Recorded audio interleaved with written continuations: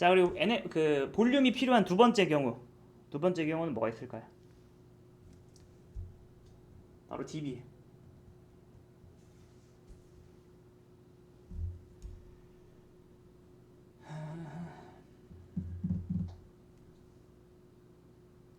dB는 왜 이게 필요할까요?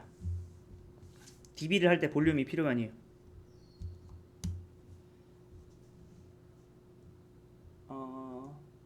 자, 쿠버네티스에서 여러분 이게 서버가 있다 해볼게요. 서버가 있어요.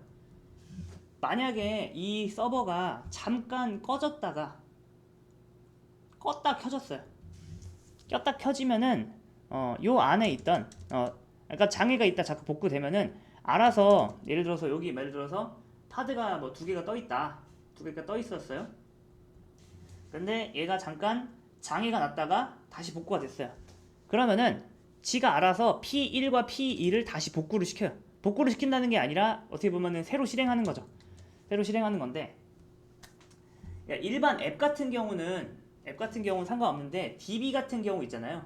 DB 같은 경우에는 실행이 되면서 내면에다 요 안에다가 데이터를 계속 쌓아놨을 거 아니에요.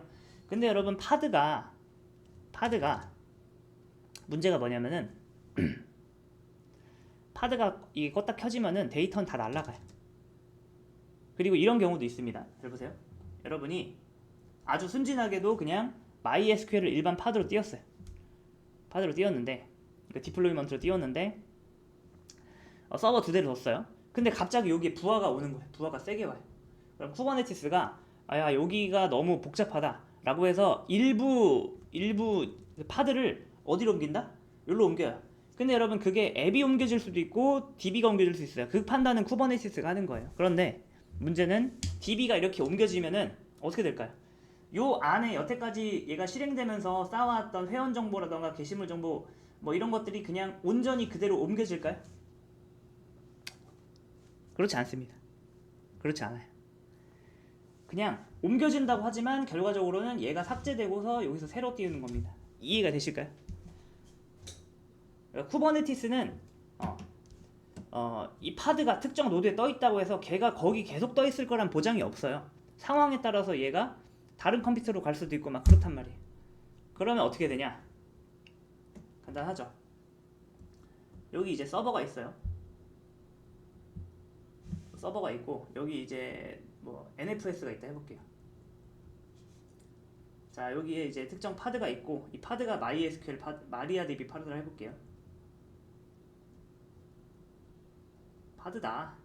마리아DB 파드다. 이렇게 해보겠습니다. 그럼 여기에서 그 마리아DB가 돌아가는 데 있어서 여러 가지 폴더가 필요할 거 아니에요. 그 중에서 특정 폴더는 어때요?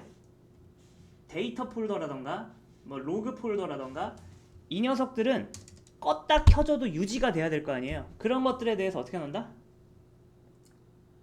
이렇게 이런 식으로 마운트를 걸어 놓는 거죠. 그러면 뭐가 좋냐면 얘가 꺼졌다 커져도 아니면 얘가 다른 데로 옮긴다 하더라도 중요 데이터는 뭐예요? 별도의 외부 공간에 계속 저장되어 있는 거기 때문에 문제가 없겠죠. 네. 그리고 당연히 이 특정 폴더를 외부에 있는 녀석이랑 바로 할 수 없고 그 사이에 뭐가 있을까요? PVC가 있어야 되고 그 안에 PV가 있어야 된다.